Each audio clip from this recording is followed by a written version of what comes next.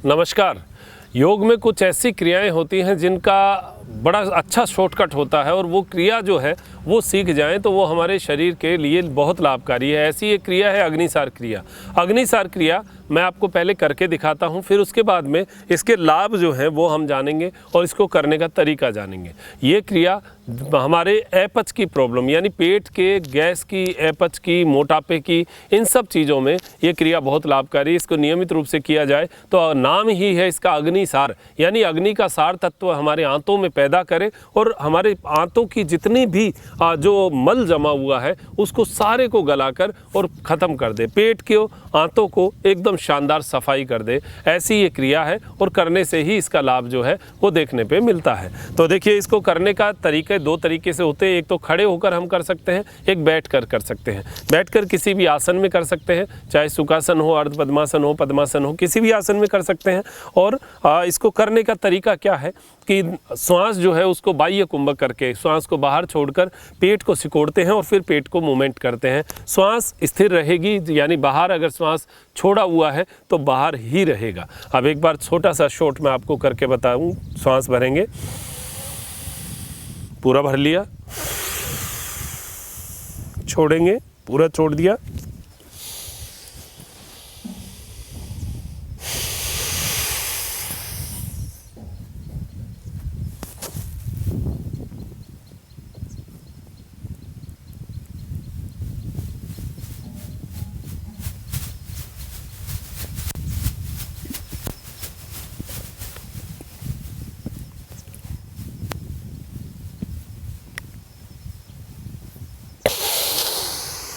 ये क्रिया है अग्निसार क्रिया।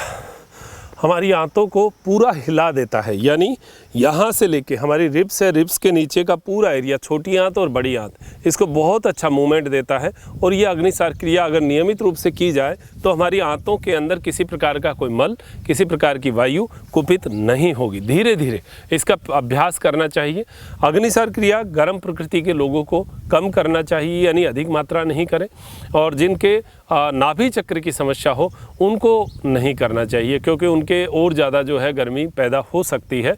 अगर करें तो भी किसी योग प्रशिक्षक की देखरेख में ही इन चीज़ों को आप सीखें। तो अब अग्निसार को सामान्य तौर पर कौन लोग और कैसे करें, तो देखिए, बैठकर जो है थोड़ा सा हार्ड रहता है बैठकर करना, लेकिन अगर इसको हम खड़े होकर करें तो बहुत आसानी से जो है इसको सीखा जा सकता है। और खड़े होकर कैसे करेंगे, पैरों को जो है एकदम आराम से कंधे के बराबर, कंधे से थोड़ा सा और ज़्यादा भी खोल सकते हैं, इसको खोलना है। और घुटने को एकदम ऐसे आप संयमित कर लीजिए कि हाथों को जो है वो यहाँ पर रखना है, तो ये पूरी बैलेंसिंग की स्थिति आ जाए। बैलेंसिंग होगी तभी हमारी अग्निसार बहुत अच्छी होगी। तो अब करना कैसे है, अग्निसार क्रिया वाकई में बहुत इफ़ेक्टिव और बहुत अच्छी क्रिया है। इसको सीखा जाए तो बढ़िया है।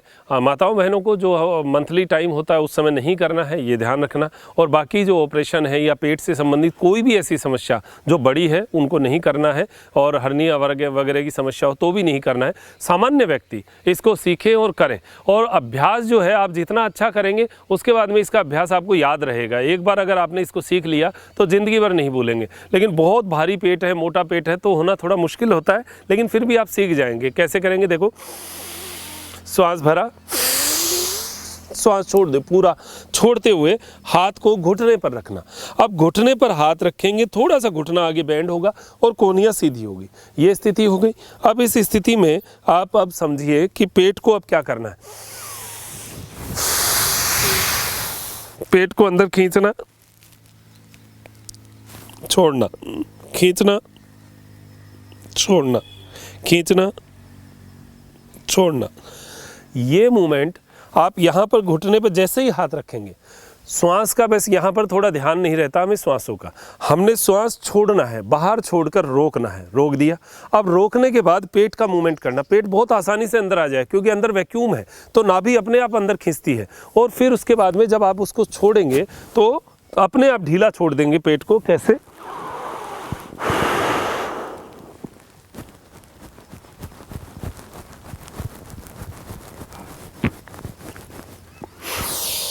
फिर श्वास को भरना और श्वास भरते हुए रिलैक्स करना। अब ये क्रिया अगर आपने कर ली तो आपको लगेगा कि मेरी आंतों में जो भी कुछ था वो सारा धीरे धीरे धीरे धीरे बड़ी आंत की ओर चला गया और बड़ी आंत जो है इसको साफ करके पेट को बाहर कर देगी।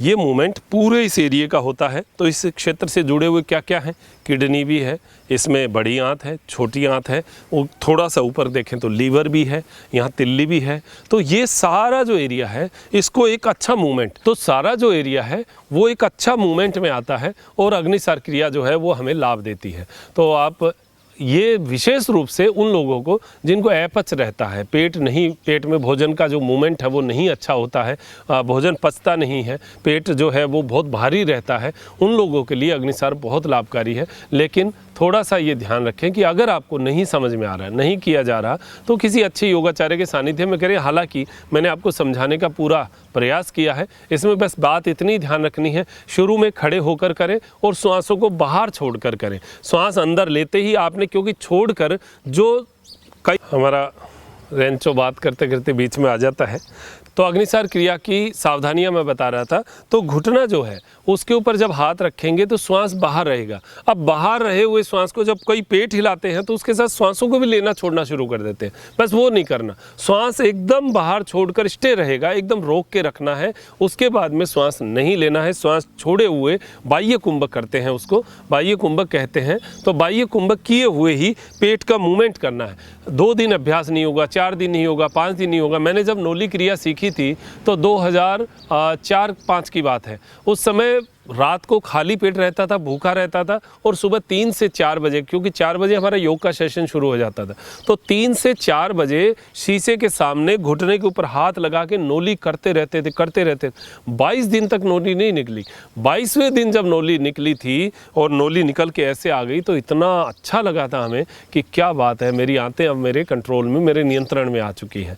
ऐसा आपको भी लगेगा जब आपकी अग्निसार क्रिया अच्छी हो जाएगी। और जब आप अग्निसार और उद्यान बंद अच्छा कर लेंगे तो फिर नोली क्रिया की भी आपको जानकारी देंगे और आप नोली क्रिया भी सीखेंगे। तो एक आपको बहुत अच्छा प्रभुत्व आपके नाभि और आपके इस क्षेत्र का मिल जाएगा। ये बहुत सारी क्रियाएं हैं जो योग में हम लोगों को सीखनी चाहिए और हमारी आंतों और शरीर के लिए स्वास्थ्यवर्धक होती है। लेकिन अगर असावधानी रखें तो हमें इसका नुकसान भी मिल सकता है। ये ज़रूर ध्यान रखें। अगर कोई चीज़ आपको नहीं समझ में आ रही तो आप अपने आसपास किसी योग गुरु से जानकारी लें, या फिर आप मुझे भी जब भी कभी मिलेंगे यहाँ पर योग आश्रम त्रिनेत्र योग धाम में, आप जब भी कभी आएंगे तब फिर मैं व्यक्तिगत रूप से आपको वो चीज़ सिखा दूँगा। ऐसा प्रयास मेरा कि आप लोग स्वस्थ रहें, मस्त रहें।